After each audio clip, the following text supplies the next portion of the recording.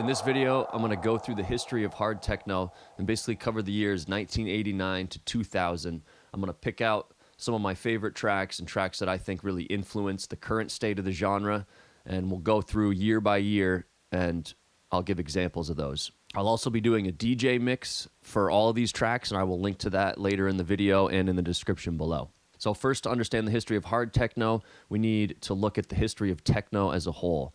Techno originated in cities like Detroit, New York, and Chicago, mainly in Detroit in the early 80s. Artists like the Bellevue Three were pushing boundaries and taking influences from all over the world, from artists like Germany's Kraftwerk, Japan's Yellow Magic Orchestra, and Italy's Giorgio Moroder, who was also influencing the Chicago house scene at the same time. So first, let's listen to some of these early tracks. They're not hard techno, but bear with me. Once we move up to 89, we'll get into some of the sounds that I feel are the lineage for the current sound. So first, let's check out Charivari by A Number of Names.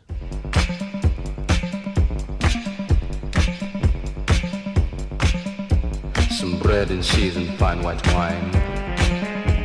Designer shit about a matter of time. Could this be the real thing? Or is this just another fling? So Charivari was released in 1981. Now let's hear some of the tracks that influenced that one. Like Kraftwerk's It's More Fun to Compute, which was released in 1980.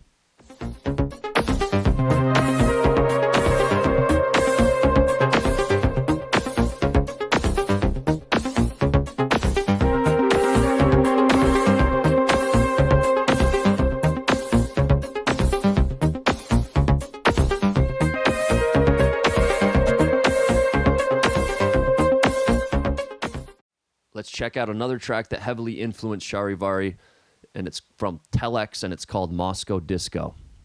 Cafe usually so mild.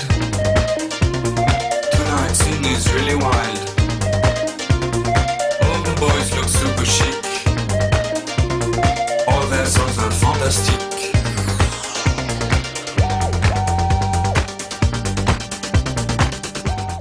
Another influential track we need to check out is Cybertron's Alleys of Your Mind. Alleys of Your Mind was released in 1981. IP love is the word no others ever heard. Alleys of your minds, of your minds, of your minds. Paranoia, right behind, right behind, right behind, right behind. Alleys of your minds, of your minds, of your mind. Out of sync, out of rhyme, out of rhyme, out of rhyme. So to dig a little deeper into the influences on Alleys of Your Mind, let's listen to Ultravox's Mr. X.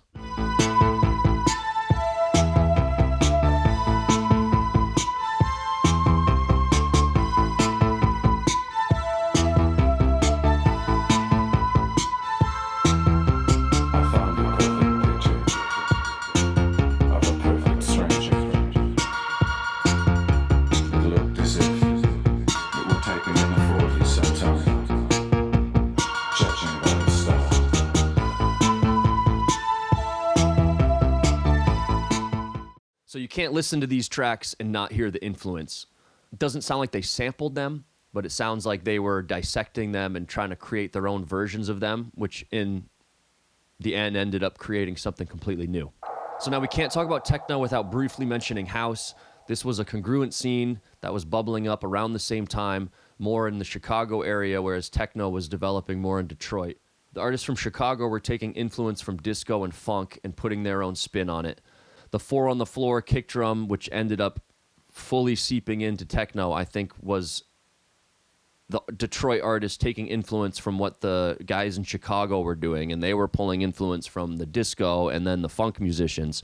So it all was kind of this melting pot. Let's check out from 1975. This would have been considered more of a disco track, but this sound from Giorgio Moroder really led to where I think house developed out of. So let's listen to Giorgio Moroder's I Feel Love. This track was actually released by Donna Summer. I'm just going to play the instrumental because we're talking about production.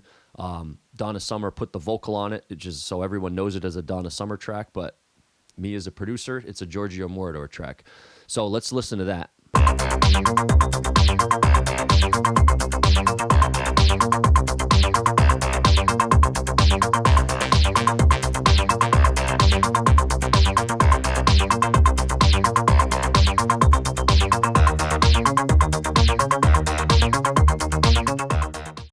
let's go listen to a track that's considered the first house record. And this is from Jesse Saunders, and it's called On and On. These things inside my soul, They make me lose control. Goes on and on.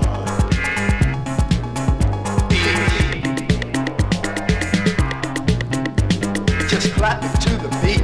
Cause Jesse thinks it's neat. Goes on and on.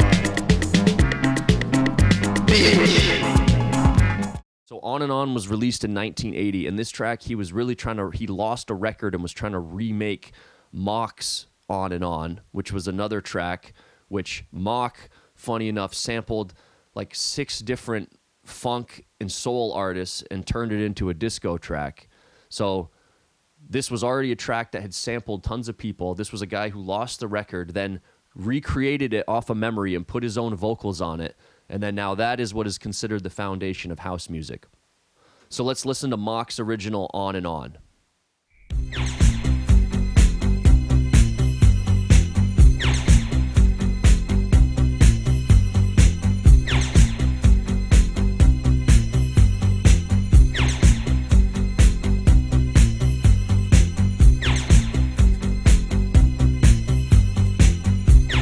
So as I said, that original track sampled a bunch of funk tracks. It sampled tracks like Munich Machine's Get on the Funk Train, Donna Summer's Bad Girls, Lip Inc.'s Funky Town, and Playback One's Space Invaders.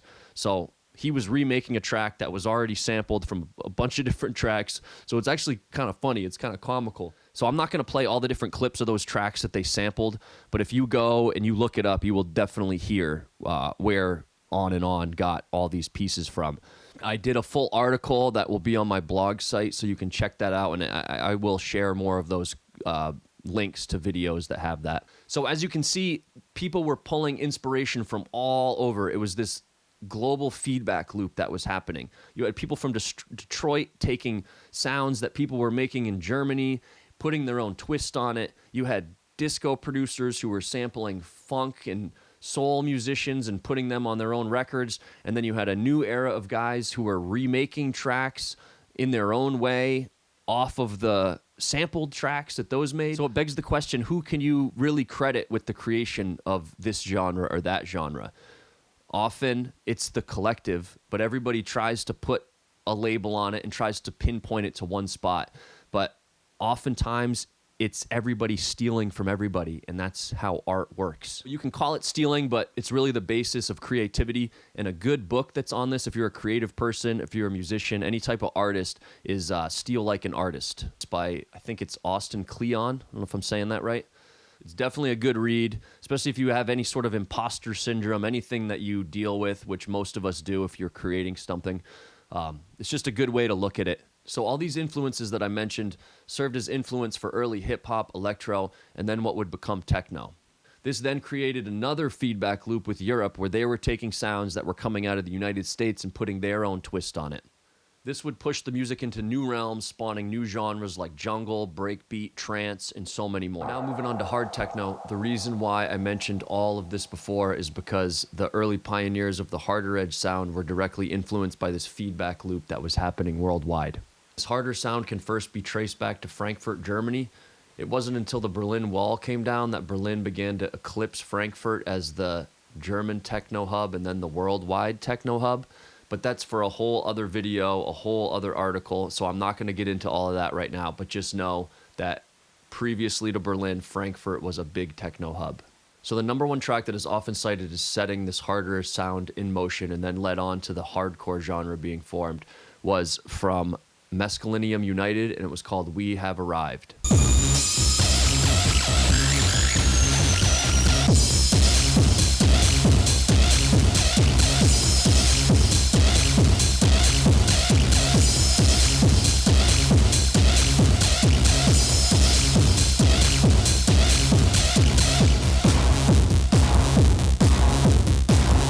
This was released in 1990 by PCP Productions, and Mark Cardapane was the producer. This track was originally self-released by them in Frankfurt, but then a year later, Lenny D from New York released this track in the US under his new Industrial Strength Records imprint.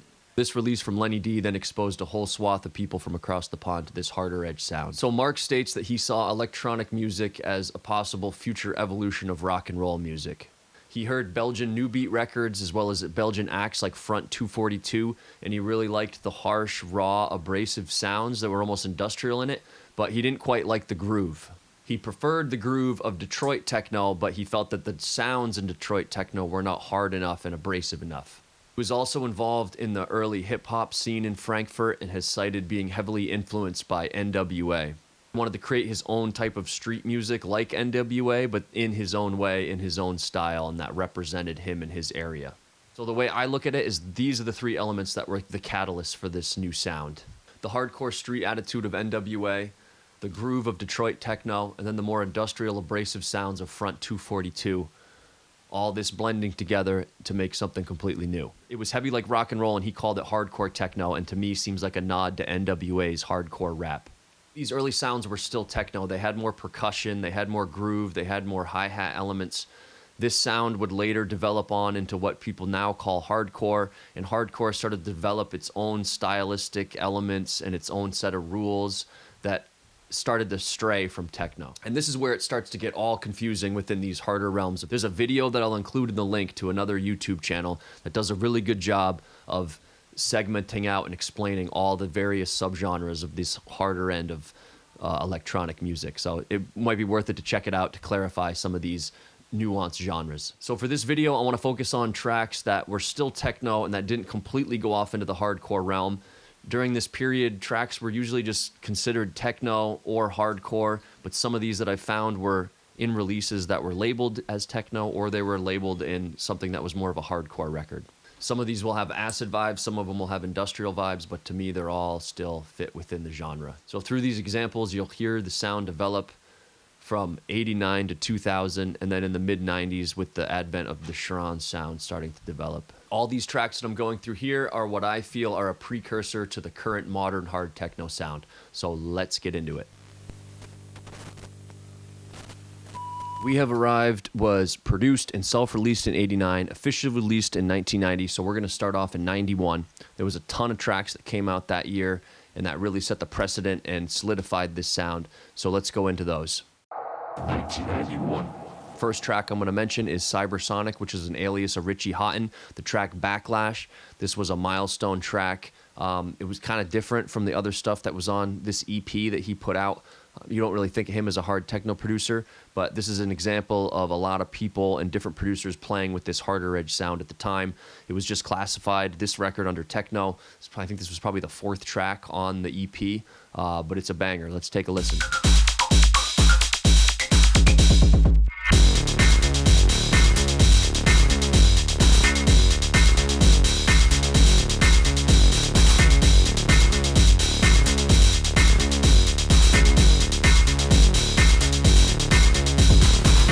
Next one is Second Phase, which is Joey Beltram, the track Mantasm.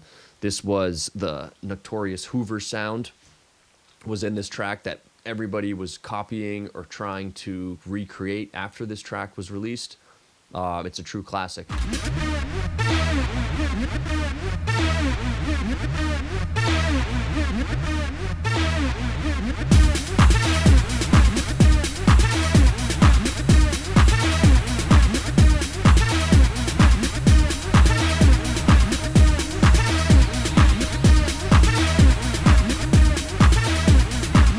Human Resource Dominator. This was another one that could be considered a precursor to hardcore.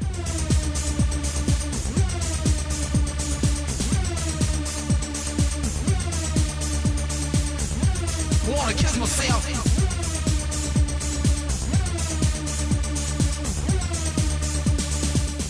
Okay, X101, Sonic Destroyer.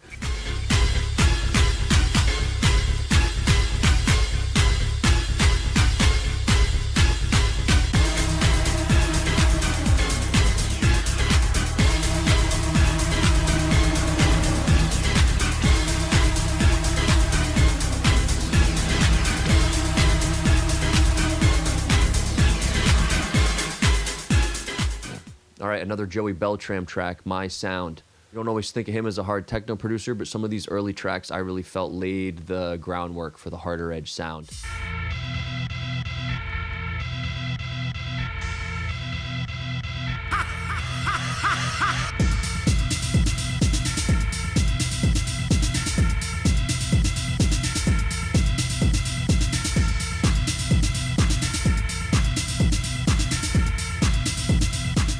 The Mover into Wasteland was another Mark Cardapane alias. It was dark. You really started hearing industrial and EBM influences seeping in.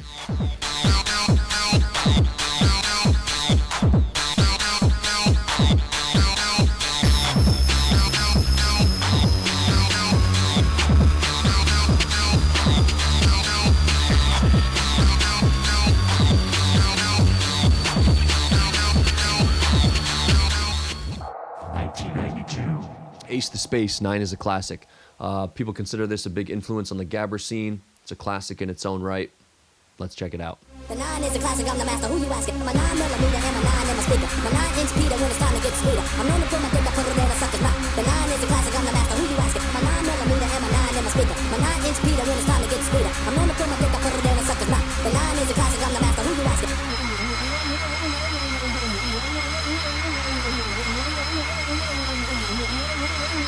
Edge of Motion, setup 707.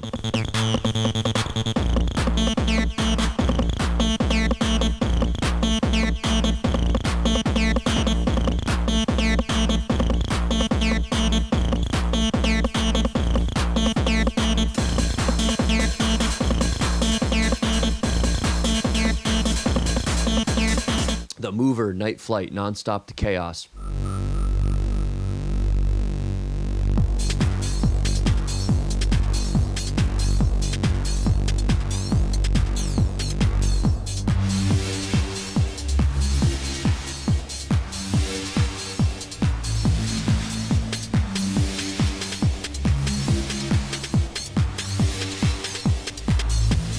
Jeff Mills, Phase 4. This was a raw, banging track. All Jeff Mills tracks have so much groove, and I love some of these early ones. They just hit so hard.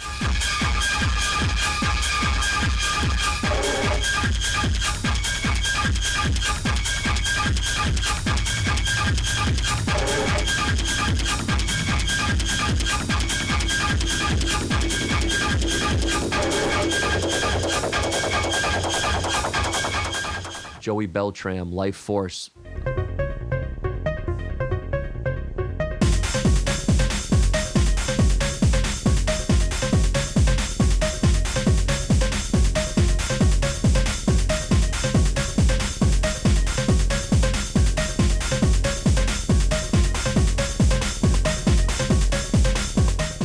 Sperminator, No Women Allowed, Men's Room Mix.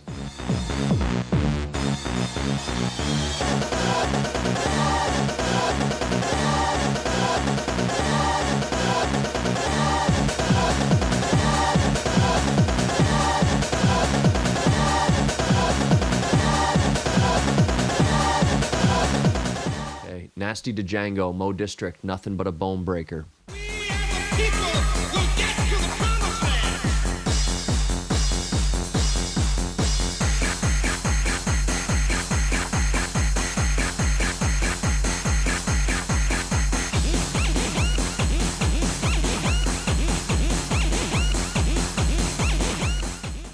Moby, 1000. Definitely don't think of Moby making this type of stuff. This was a track on one of his albums, Deeper In. I guess it's recognized by the Guinness Book of World Records as having the fastest tempo because at some point in the track it reaches up to 1,000 BPM.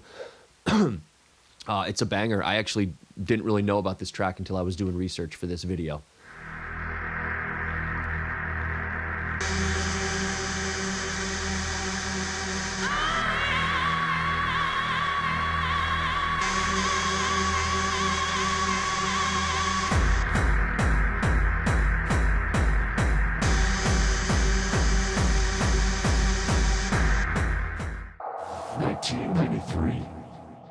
All right, I think I'm saying this name right. Koenig Cylinders, 99.9.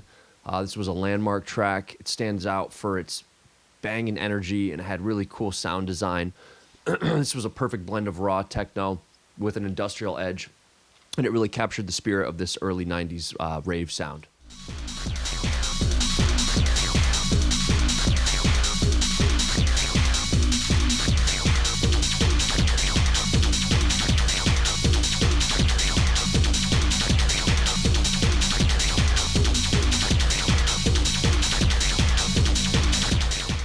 The Subjects versus Jeff Mills, Dark Matter. Apparently, Jeff Mills didn't even want this to come out. He sent a bunch of remixes that he did for somebody and wanted them to pick one, and apparently they released all 4 without his permission, and this track was one of them.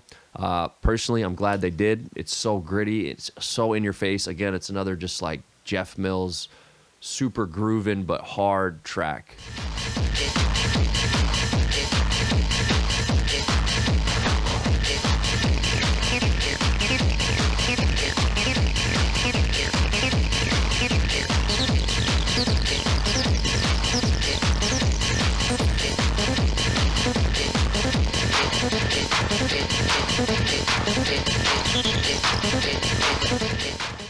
All right, Planetary Assault System, Starway Ritual. This was more of a cosmic track. Some people might not say this is hard techno, but it just hit a certain type of way for me. This is it's a Luke Slater track. It's one of his aliases.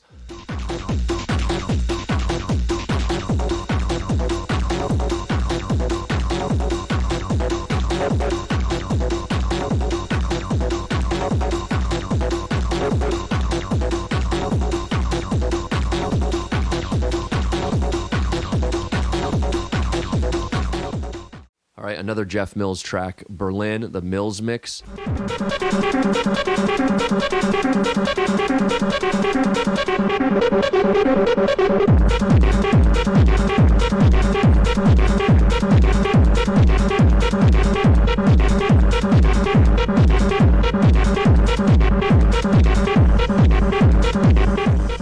AFX isopropanol, which is an alias for Aphex Twin. This one is more of super abstract, but I just had to include it because I really think it just pushed boundaries on all fronts, and I think this track just influenced people in all different scenes, and I hear the influence in a lot of modern stuff that people make on the harder end of the spectrum of techno.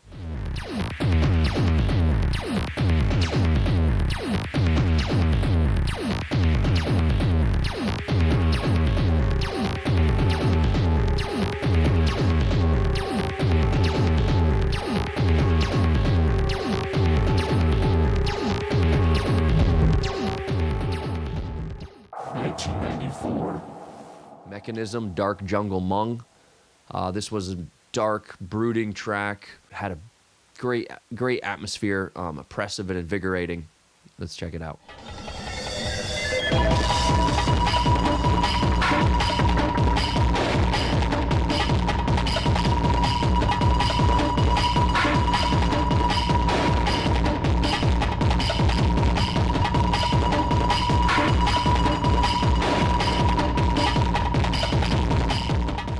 DJ Hell, Hot in the Heels of Love, Dave Clark remix.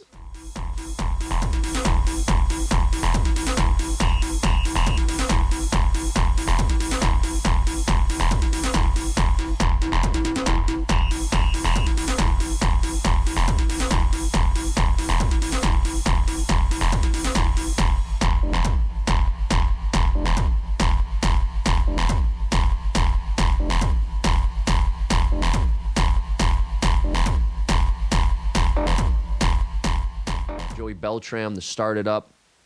This incorporated tribal elements, kind of introduced a whole other side to the genre, but the way it hits to me still hits hard techno.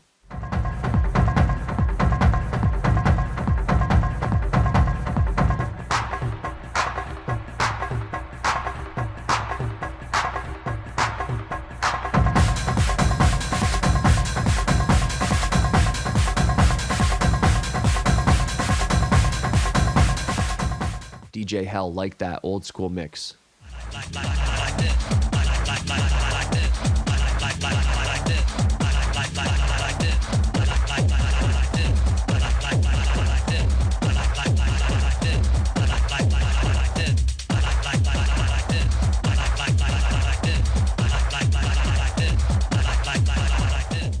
Marshall Masters' Stereo Murder. This one epitomized aggression in the in-your-face style, again, and considered a hardcore track.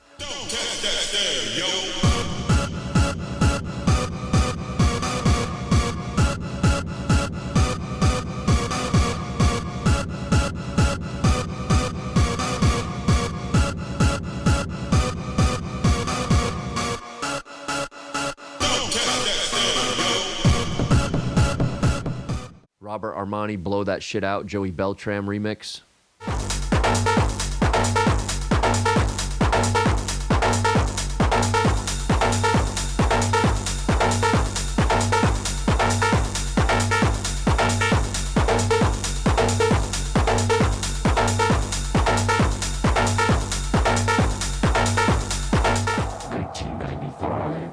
Christian Vogel, Absolute.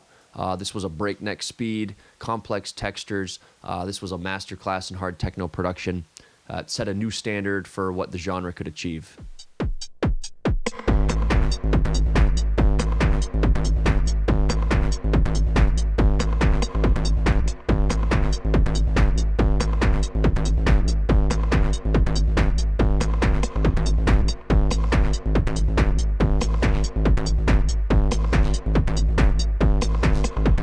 Scan X, Earthquake.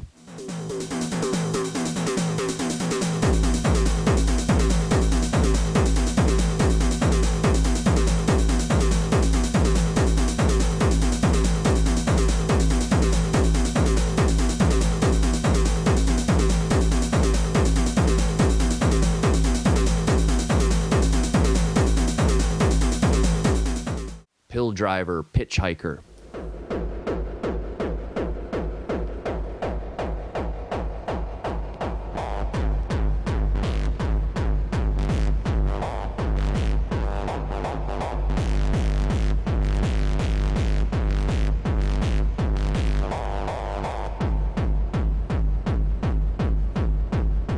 Surgeon, Magnesi.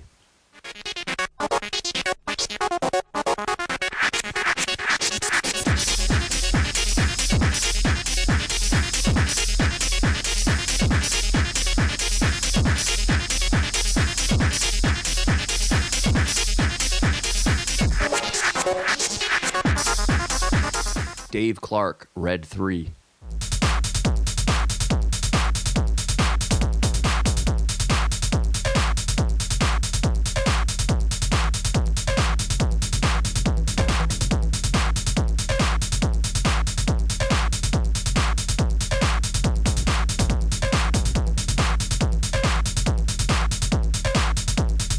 Another techno head track, Gabba Hop.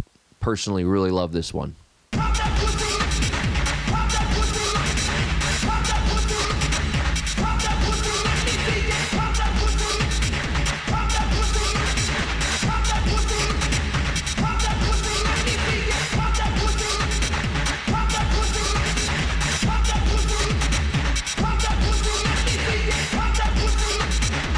English Muffin, You Should Have Been Smarter.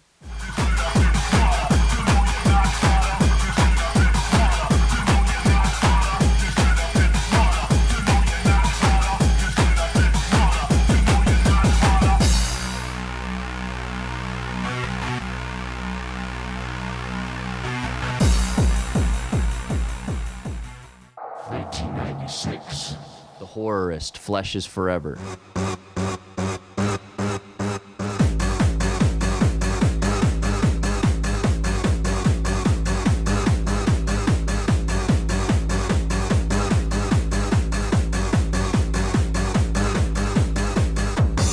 Let me take you into the future, deep into a different time.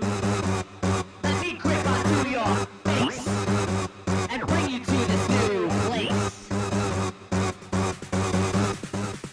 Adam X, Fair Beat.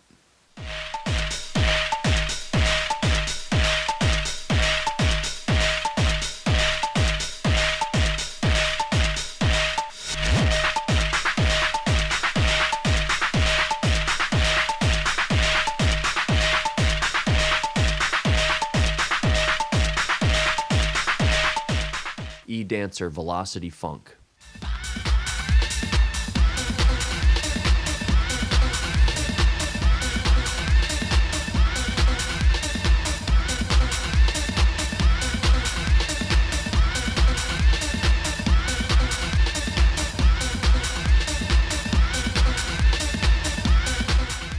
Secret Hero, Multiform.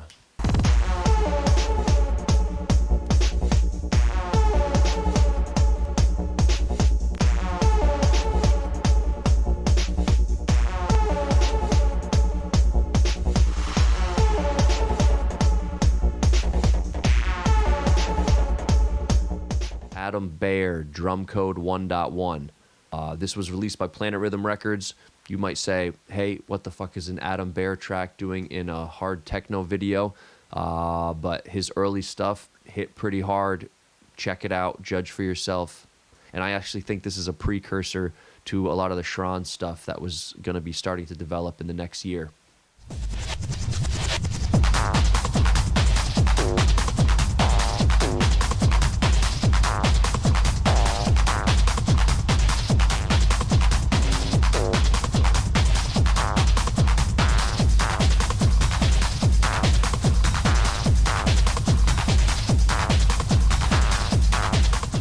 Frankie Bones refused to fight a New York legend.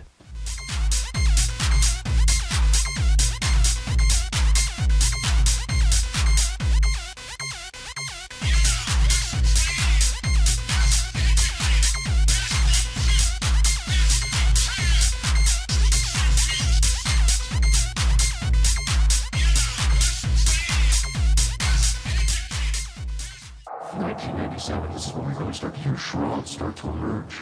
Thomas Schumacher, When I Rock. When I start, don't disturb me. Rhythm that gets your mind thirsty. When I rock, it's something to see. Something to see, something to see. When I start, don't disturb me. Rhythm that gets your mind thirsty. When I rock, it's something to see. Something to see, something to see. When I start, don't disturb me. Rhythm that gets your mind thirsty.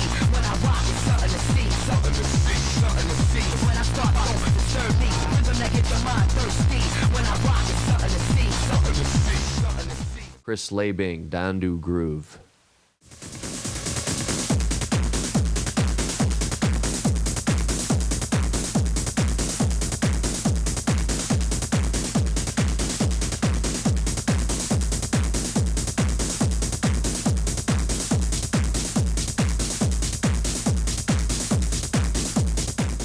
Blake Baxter, H Factor.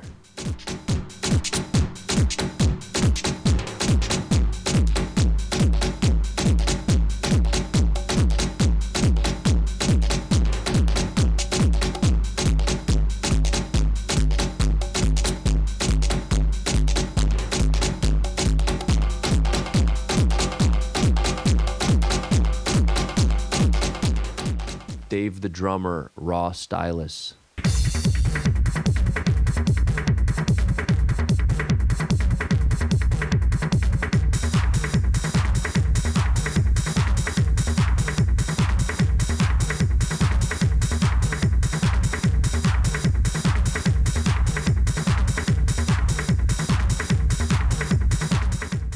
Marco Corolla, Peak.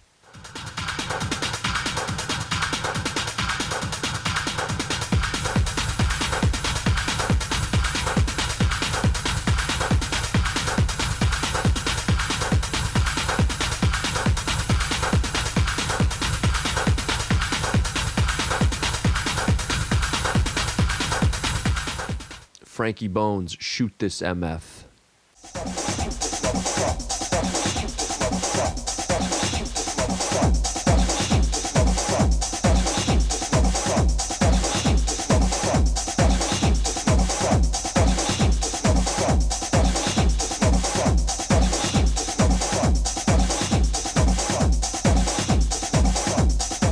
Another Frankie Bones track, Like It Rough. Another one of my personal favorites.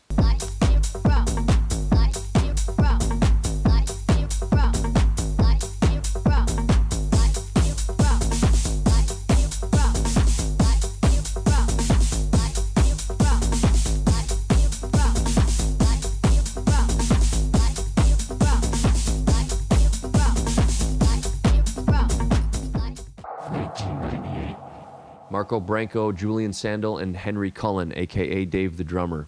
Clashing Sounds EP.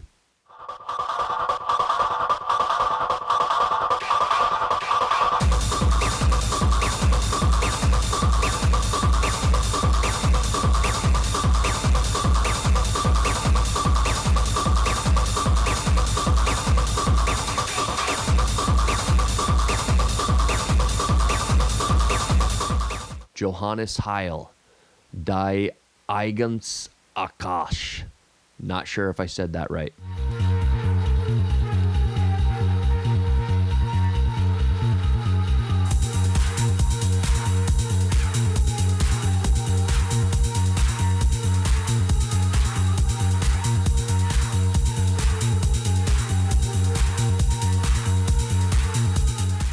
Miss DJ AX, Evil Machines. Evil machines. Ha ha ha ha ha.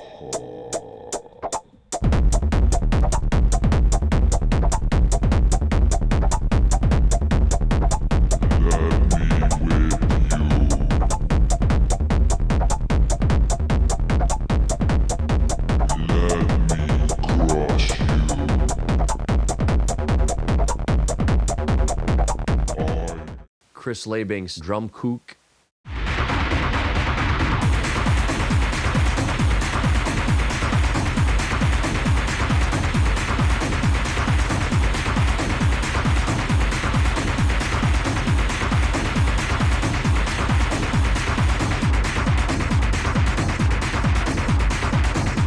Chris Labink's Stigmata EP, often cited as the beginning of the Schranz movement.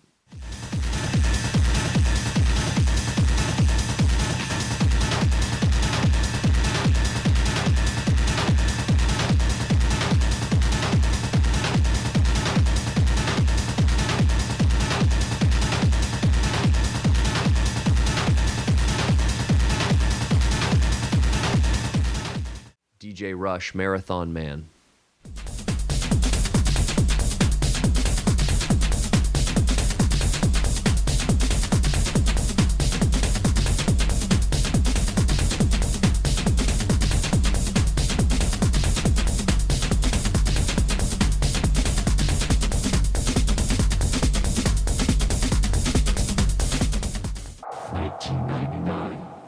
Glenn Wilson and Mike Humphreys, Thumb Cuff.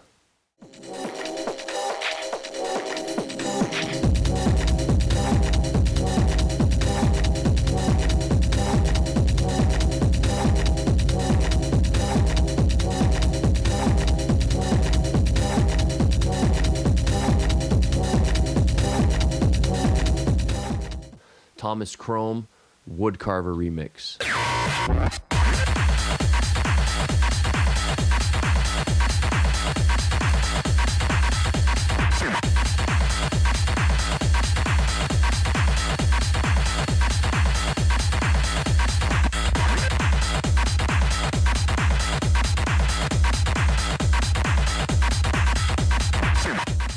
Mara Bronco, Julia Sondel, and Henry Cullen, another one from them, the Filth EP.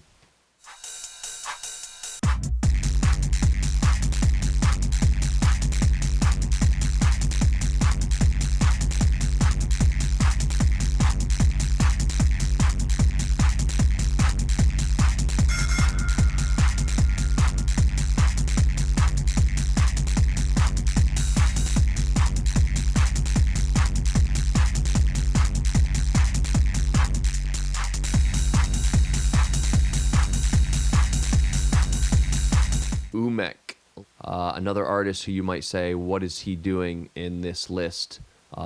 Listen to the track. His ones used to be really dark, hard, and underground.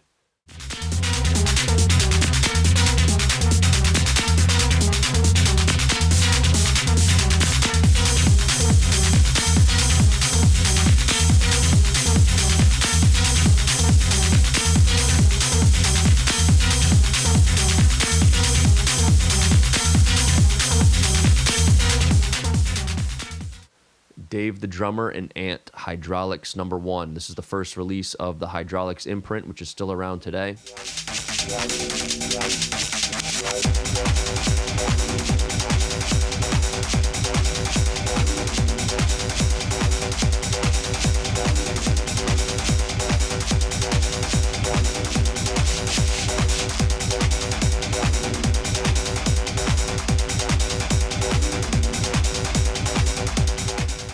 I'm going to include one last one from the year 2000, and that is from Glenn Wilson, and the track is called Re-Engage.